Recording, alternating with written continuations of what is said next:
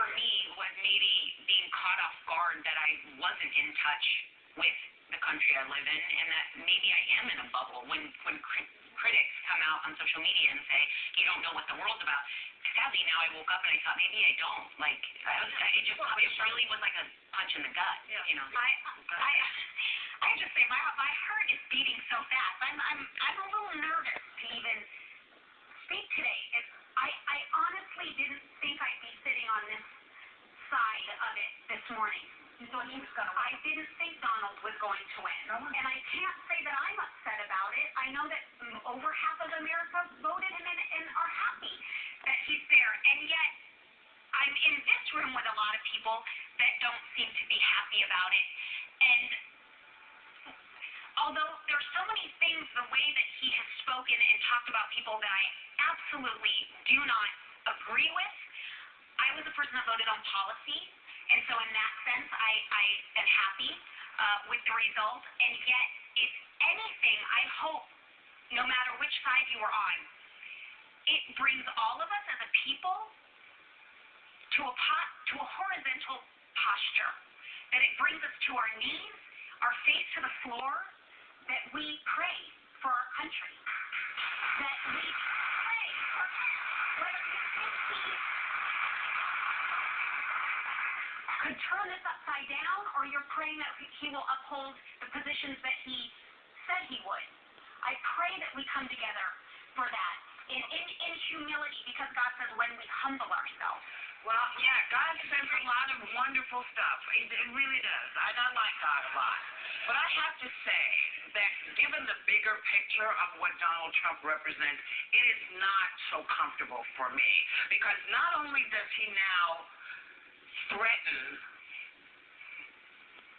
how things are going to be done with kids of color, with women's rights, with my right to decide what is right for my body, not what somebody else says what is right.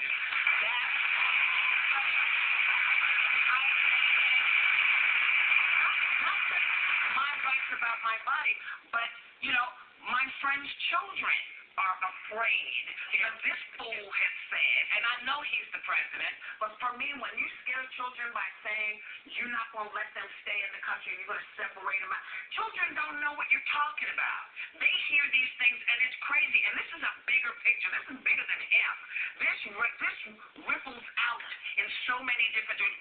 Affects gay folks, gay marriage, transgender people. This has huge effects. Whether we are a nation who believes in people's rights as they are constitutionally guaranteed, whether we're a nation that believes in the rights as God has guaranteed, whatever you believe, no child should be afraid that their parents are going to be taken away because they're Muslim or because they're Mexican or because they're black. No kid should ever have to deal with that. And that, to me, is an issue.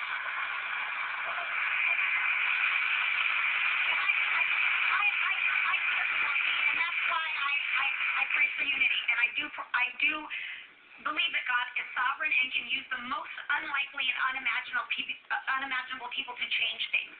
And if this 4 years doesn't go the way that the American people hope for that voted him in, then I praise the kick of the pants that we all find a candidate that comes together for more common ground for all of us over the next 4 years. Well, what would be great? Yes, go ahead. Yes. All those things are great, but for people who don't have a relationship with God, that is your relationship, or anybody else's relationship, what do they do? I think they wait to see what he does, because a reminder to everyone is this man has been on both sides of many issues. He was pro-choice, then he was pro-life. He was supporting government-run health care, and now he's opposing Obamacare. So my concern with him was we really don't know what he's going to do. I don't think he's going to be some conservative warrior. Listen, I'm not worried about him. I'm worried about who he's going to hire. He's going to put around. What I've seen around him gives me pause. What I see is stop and frisk coming back. What I see are things that I don't want to see anymore. But people didn't think about that. They voted their conscience and their issue, and, you know, you get what you deserve. We got what we deserved. A lot of people voted him in, and we'll see what happens. You know what I learned? What did you I learn? learned that, as usual, men can get away with anything, and women can get away with nothing. That's what I learned. See that? Unbelievably divisive, bigoted, racist, homophobic, against handicapped people, against John McCain, and yet he won.